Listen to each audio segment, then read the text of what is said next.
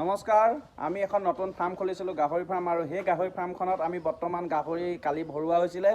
আৰু আপোনালোকক এখন ফাৰ্ম মই আগতে এটা ভিডিঅ'ত দেখাইছিলোঁ, যিখন বনাই আছিলোঁ। আৰু সেই বনাই থকা নতুন ফাৰ্মখনত আমি কালি গাহৰি ভৰালোঁ। আৰু কালি গাহৰি ভৰোৱাৰ পাছত কিন্তু আজি আমাৰ এক বৰ্তমান গাহৰি পোৱালি ইয়াত দিছে। এইখনেই হ'ল আমাৰ নতুন ফাৰ্মখন। প্ৰথমতে এই ৰাস্তাটো আমি পকা কৰা নাছিলোঁ, এতিয়া আমি পকা কৰি দিছোঁ। কাৰণ পানী পৰিলে বোকা হয়, কাৰণ আমি পানী গঁৰাল ধুবলগীয়া হয়। আৰু সেই ধোৱাৰ কাৰণে আমাৰ ইয়াত বোকা হয়। এতিয়া চাওক, এয়া হ'ল পোৱালি বৰ্তমান দিলে। আৰু এতিয়া ধুনীয়াকৈ এনেকৈ আমি ৰুমটো বনাই দিয়া হৈছিলে। এই নতুনকৈ আমি পোৱালি ভৰাইছিলোঁ ইয়াত। এইটো হ'ল পোৱালি আমাৰ যিটো গঁৰাল আমি বনাইছিলোঁ, সেইটো গঁৰাল আমাৰ।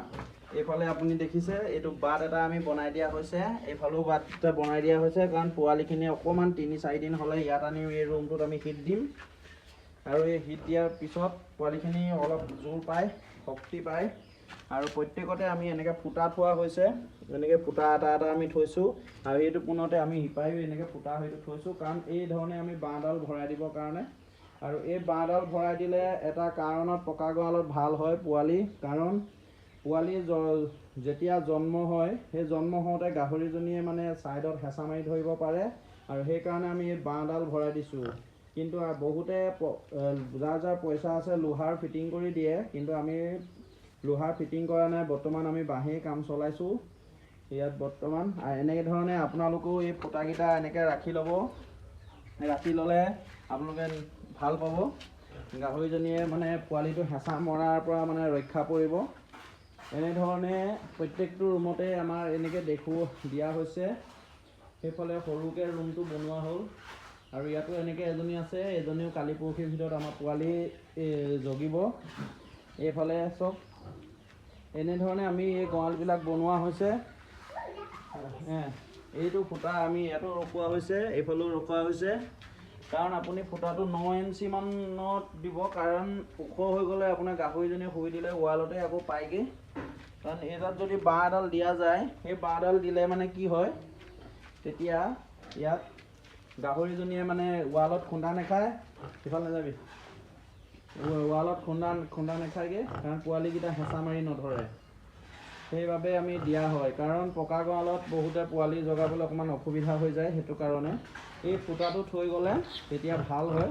সেইকাৰণে মই ইয়াত বৰ্তমান লোহাৰো এনেকৈ পোষ্ট দি যোৱা হৈছে।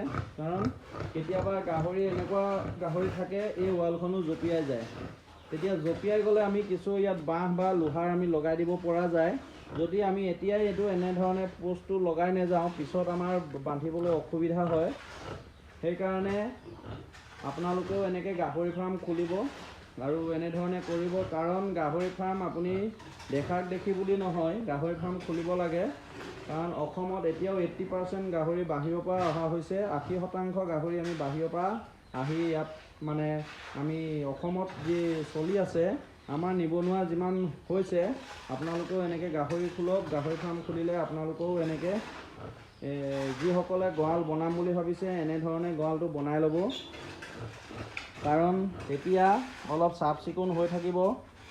ইয়াত যিটো বীজাণু, সেই বীজাণুবিলাক নাহে। আৰু বাহিৰা মানুহ আপোনালোকে ফাৰ্মত সোমাবলৈ নিদিব, কাৰণ তেওঁলোকে দোকান বজাৰ বহুতৰ পৰা ঘূৰি অহা হয়। সেই ঘূৰি আহি পানি কিন্তু এই দোকান বজাৰৰ পৰা আহি বাহিৰে সোমাই দিলে বীজাণুটো আহি যাব পাৰে, বেমাৰ লাগিব পাৰে। সেইবাবে আপোনালোকে এইটো কিন্তু সাৱধান হ'ব। আৰু লগতে মই আৰু এটা কথা কৈ থওঁ, যে আপোনালোকে যদি ক'ৰবাত গাহৰি মাংস হোটেলত বা ক'ৰবাত খায়, আপোনালোকে সাৱধানে খাব। ভাল বেয়া সুধি ল'ব আৰু বিশ্বাসী মানুহৰ পৰা খাব। কাৰণ সেই গাহৰিৰ পৰাও আপোনালোকে বেমাৰটো হ'ব পাৰে। দেখিছে আপোনালোকে, এনেধৰণেই আপোনালোকে এই ফাৰ্মখনৰ যিধৰণে আমি বনাইছোঁ, আপোনালোকেও বনাব। কাৰণ ইয়াত মই আপোনালোকক বাহিৰ ফালৰ পৰা ইয়াত দেখাইছোঁ। এনেধৰণে এই বাঁহটো আমি বান্ধি দিছোঁ, কাৰণ বাঁহটো গাহৰিয়ে কেতিয়াবা উলিয়াই দিব পাৰে কামুৰি। সেইকাৰণে খুটি মাৰি বান্ধি দিছোঁ, তেতিয়াহে বাঁহডাল ৰখিব।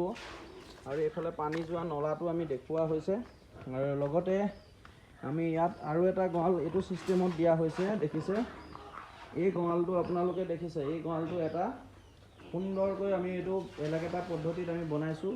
কাৰণ পোৱালি যেতিয়া হিট দিব হ'ব, এই ফুটাটোৱেদি পোৱালি সোমাই যাব, সোমাই পিনি ইয়াত এই পোৱালিখিনি থাকিব। কাৰণ কেলৈ আমি এইটো ছিষ্টেম কৰিছোঁ, কাৰণ 15 দিনমানৰ পৰা গাহৰি পোৱালীয়ে দানা খোৱাৰ ষ্টাৰ্ট কৰে। কাৰণ মাকৰ লগত যদি আমি পোৱালি গাহৰিৰ দানাটো দি দিওঁ, তেতিয়া কিন্তু পোৱালীয়ে খাবলৈ নাপায়, মাকে খাই পেলাব। আৰু সেইকাৰণে আমি কি কৰিছোঁ, ইয়াত এতিয়া দানাটো দি থ'লে পোৱালীয়ে যিমান পাৰে অলপ অলপ খাব, আৰু মাকে যিটো দিয়া হৈছে মাকৰখিনি মাকৰ ভাগে খাব। তেতিয়া পোৱালিখিনি ডাঙৰ হোৱাৰ চান্স থাকে, আৰু মাকো মানে ক্ষীণাই যোৱাৰ চান্স নাথাকে। কাৰণ মাকৰ গাখীৰখিনি তেতিয়া খুব যদি জোৰ জবৰদস্ত গাখীৰ খায় মাকৰ পৰা, তেতিয়া মাক ক্ষীণাব পাৰে। সেইকাৰণে আপোনালোকে এনেধৰণে গঁৰাল বনাই ল'ব, তেতিয়াহে এই মানে গাহৰি পুহিবলৈ আপোনাৰ সুবিধা হ'ব। বহুতে বাঁহতো মানে পোহে, বাঁহতো এনেকৈ আপোনালোকে ক্ৰছ কৰি বান্ধি ল'ব, তেতিয়াও আপুনি মাটিত পুহিব পাৰিব। কাৰণ মাটিত আমি এটা কাৰণে পুহিবলৈ অসুবিধা হয়, কাৰণ গেলা হৈ যায়, গেলি যায় জেগাটো, গোন্ধ হয় আৰু চফা কৰিবলৈ দিগদাৰ হয়। সেইটো কাৰণে আমি পকা বনাই দিছোঁ, কাৰণ আমি য'ত ত'ত গুচি যাবলগীয়া হয়।